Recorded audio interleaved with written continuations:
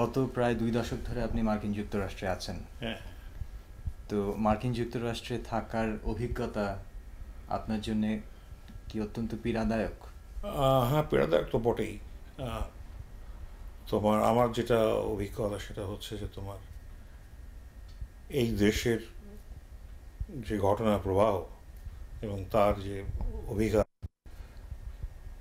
সেটা তোমার ঠিক আমরা এটা তার সঙ্গে আমরা মানে মোটামুটি এলিয়েনেটেড হয়ে আছি, যাকে বলে একটা পারক্যবোধ আমাদের মধ্যে রয়েছে। আমরা ঠিক এদেশের রোদ, এদেশের আলো, এদেশের বাতাস, এদেশের বৃষ্টি কিছুই আমাকে আমাকে ছোঁয় না। আপনি তো বেশ অনেক দিন হলো বাংলাদেশে যাননি, হুম। কেন? না, ওটা খুব ব্যক্তিগত কারণে আমি যাইনি। খুব মানে আপনি বেশ অনেক দিন হলো আপনার কোনো কবিতা, গ্রন্থ বা বই আমরা পাইনি। না, আমি যখন তোমার দেশ যখন আমি ছেড়েছিলাম তখন আমি ভেবেছিলাম যে আমি আর লিখবো না, বা বাংলা সাহিত্যের সঙ্গে বা বাংলা ভাষার সঙ্গে আর কোনো সংস্রবই রাখবো না। এই অভিমানের কারণ কি?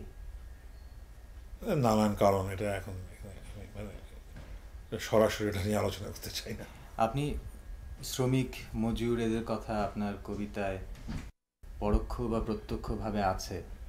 আপনার যে শ্রমিক এবং মজুরের জন্য যে আপনার যে ভাবনা, সেটা আপনার কবিতায় আছে। আপনি কি কবিতাকে সমাজ পরিবর্তনের হাতিয়ার হিসেবে ব্যবহার করতে চেয়েছিলেন?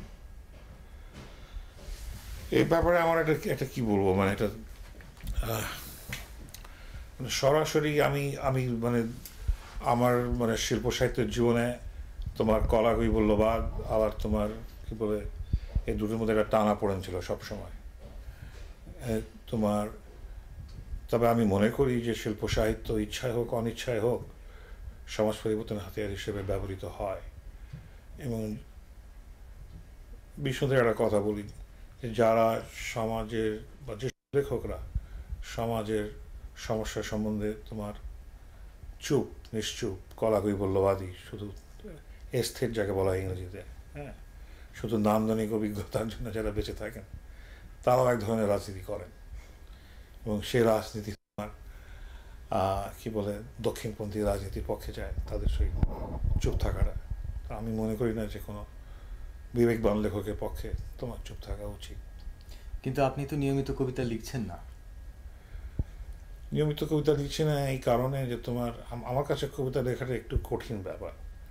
কঠিন ব্যাপার এই অর্থে যে তোমার একটা কবিতা যখন কেউ লেখে বা একজন লিখবে, তাকে এমন একটা বিষয় স্পর্শ করতে হবে বা বিষয়কে এমন একটা দৃষ্টিতে দেখতে হবে যেটা আগে দেখা হয়নি। হ্যাঁ, তাকে যদি একটা উপমা তৈরি করতে হয় কোনো একটা বিষয়ে, তাকে একটা নতুন উপমা তৈরি করতে হবে, সেখানে পুনরাবৃত্তির কোনো তোমার ইয়ে নেই।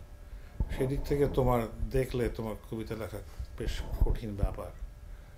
এবং সত্যি কথা বলতে গেলে দেশ ছাড়ার পর, বিদেশে আসার পর তোমার মাথাটা সম্পূর্ণ ফাঁকা হয়ে যায়।